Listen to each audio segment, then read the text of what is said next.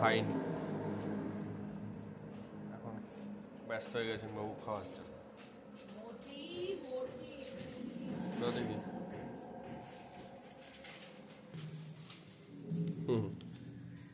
দেখুন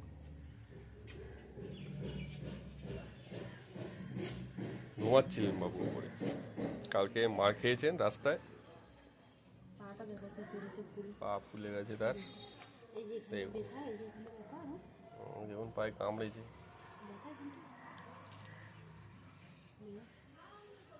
আচ্ছা, শরীরে বড় হয়ে গেছে বলে দাদা হয়ে গেছে, দিয়েছে কালকে। ঘুমাচ্ছিলেন, এখন এসছেন বাবু, খাওয়া দাওয়া করবেন। দেখুন স্যার এখন খাচ্ছেন, খেয়ে আবার দাদাগিরি করতে যেতে হবে।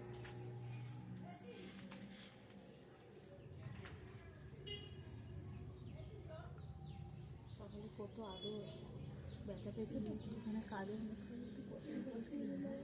কষ্ট পাচ্ছে।